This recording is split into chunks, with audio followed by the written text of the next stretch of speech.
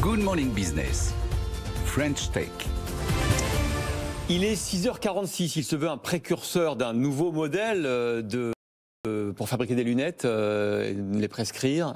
C'est Mathieu Gerber, président et fondateur des Opticiens Mobiles. Bonjour. Bonjour. Votre credo, c'est on se déplace là où les gens ont besoin de lunettes, notamment chez les populations les plus fragiles, mais aussi chez les salariés. Vous faites des corners optiques éphémères. Exactement. Vous avez aujourd'hui 75% des personnes de plus de 20 ans qui ont un trouble de la vision. À partir de 60 ans, 9 personnes sur 10 portent des lunettes. Alors avec les opticiens mobiles, on a décidé d'apporter la santé visuelle partout où elle fait défaut. Et donc c'est l'opticien qui se déplace sur rendez-vous, sur le lieu de vie ou sur le lieu de travail de la personne, qu'elle soit active ou fragile. Alors comment ça se passe quand on est une entreprise pour faire appel à vous et que vous veniez par exemple l'espace d'une journée, d'une semaine sur site? Alors pour les entreprises, on organise des corners éphémères. Donc ça veut dire qu'on se déplace. Donc c'est l'opticien qui va se déplacer en lien avec l'entreprise ou avec des sociétés qui gèrent par exemple des tours. On a des tours à la Défense. Et dans ce cas-là, l'opticien vient, on organise une journée et l'ensemble des salariés sont informés que ce jour-là, il y aura un opticien qui sera présent au sein de l'entreprise. On pourra venir avec son ordonnance, on pourra faire une vérification de la vue et on pourra choisir ses lunettes, avoir les conseils de l'opticien et éventuellement repartir avec des lunettes. Alors, deux questions. Il faut une ordonnance, effectivement. Pour l'instant...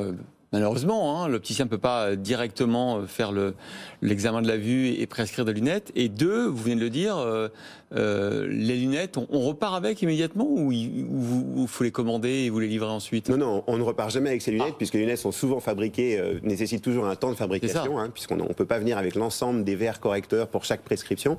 Donc on va revenir ensuite livrer la personne directement dans l'entreprise. Alors l'ordonnance, donc du coup, ça reste quand même un obstacle à ce concept effectivement de la mobilité et dans l'entreprise ou dans les EHPAD par exemple, non? Oui, alors c'est tout l'enjeu. L'accès à l'ordonnance, c'est un enjeu majeur puisqu'aujourd'hui l'ordonnance, elle est faite par un ophtalmologiste et elle devra toujours rester faite par un ophtalmologiste.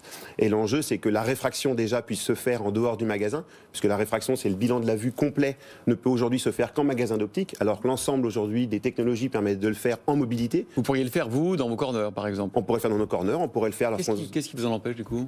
Aujourd'hui, ce qui nous empêche, c'est la réglementation. La réglementation, la contente, la réfraction, uniquement dans le point de vente optique, pour des raisons de confidentialité et d'hygiène. Alors, quand on se déplace en EHPAD, la confidentialité et l'hygiène sont respectées. Les technologies permettent de faire l'examen de vue complet en mobilité, puisque toutes les technologies existent. Et lorsqu'on est à domicile, eh bien, la confidentialité et l'hygiène, la question ne se pose pas sur la confidentialité. Sur l'hygiène, on nettoie les produits aussi bien en magasin qu'en mobilité. Comment vous vous rémunérez? C'est l'EHPAD, c'est l'établissement, l'EHPAD, l'entreprise qui se charge de ça?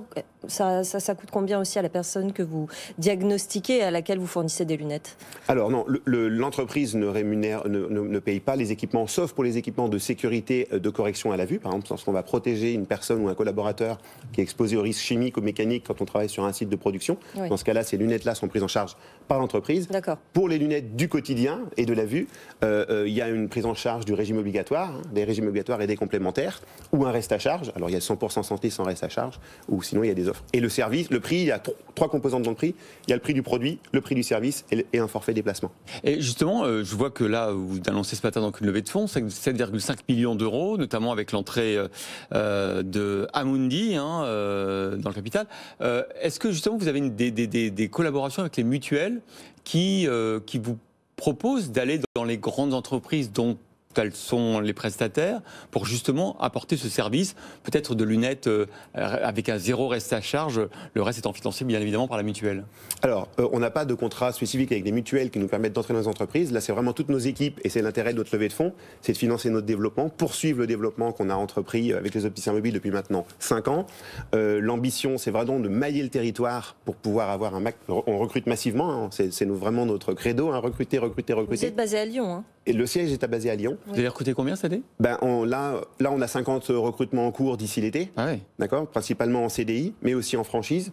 Et on ambitionne d'avoir 250 opticiens dans les 5 ans. Vous faites aussi de la franchise du coup, c'est-à-dire que le concept d'opticien mobile, vous allez le franchiser? Alors il a été déjà franchisé, c'était notre première levée de fonds, enfin notre deuxième levée de fonds a servi à lancer la franchise en 2019. Ouais. Et là on veut l'accélérer. Et pour mailler le territoire, en effet on ne veut pas se restreindre à des contrats. Donc on a des personnes qui veulent travailler en CDI, on a des personnes qui veulent travailler en franchise. Nous l'intérêt c'est vraiment de trouver le bon opticien avec le bon savoir-être et qui a envie de faire ce métier. Et donc tout l'enjeu passe aussi par la formation de ces opticiens, parce qu'on sait que quand on les a bien formés, c'est un métier dans le métier, c'est le métier d'opticien et le métier du service à la personne, et on doit être capable de les former pour leur permettre d'apporter le service. Alors, franchisé, juste pardon, quand vous êtes franchisé, ça veut dire que vous êtes opticien, diplômé, vous n'avez pas envie d'ouvrir forcément une boutique.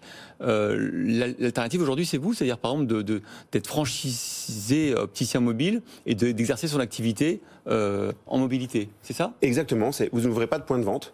Vous franchisez, vous travaillez avec les opticiens mobiles, vous êtes basé à votre domicile, vous rayonnez dans un rayon de 30 km. Donc aujourd'hui, on est présent partout avec nos 70 opticiens. Ah ouais, mais il faut qu'on densifie notre présence pour amener le service partout, puisque avec la période que l'on connaît, nous, on est en forte croissance. On a à peu près 40% de croissance par rapport au dernier trimestre. Et donc, de se franchiser, ça permet à une personne d'avoir en fait, finalement, un investissement très faible. Et avoir finalement d'apporter le service directement sur les lieux de vie et dans les régions dans lesquelles on exerce. Est-ce que votre formule est applicable à d'autres activités en dehors de l'optique? Ça, c'est notre ambition, enfin un petit peu oui, notre ambition, puisqu'il y a le duo optique et audition qui vont de pair, oui. Notamment pour les publics fragiles que l'on adresse principalement. Mais l'audition aujourd'hui, la réglementation interdit complètement l'exercice de l'audioprothèse en dehors d'un centre auditif. Alors pourtant les technologies là aussi permettent de la faire en mobilité, mais pour l'instant on va dire que c'est bloqué au niveau réglementaire, mais on espère bien que les choses vont évoluer puisque vous avez aujourd'hui 2,5 millions de personnes âgées dépendantes de plus de 60 ans, elles seront 5 millions en 2050, il y a 16 millions en 2015, c'est les chiffres de l'INSEE, il y a 16 millions de personnes de plus de 60 ans, elles seront 25 millions en 2050 et le vieillissement de population est là. 20% de ces personnes sont en EHPAD, 80% à domicile, et elles ont des difficultés pour se déplacer. Pour les personnes en perte d'autonomie, il faudra bien leur apporter des solutions en mobilité. Merci beaucoup Mathieu Gerber. Donc les opticiens mobiles, je le rappelle, 50 000 bénéficiaires déjà de carte de lunettes opticiens mobiles depuis votre création il y a 5 ans, et vous recrutez 250 opticiens. Dans les 5 ans, mais 50 tout de suite d'ici l'été. Donc voilà, le recrutement, c'est l'enjeu clé pour mailler le territoire et amener le service.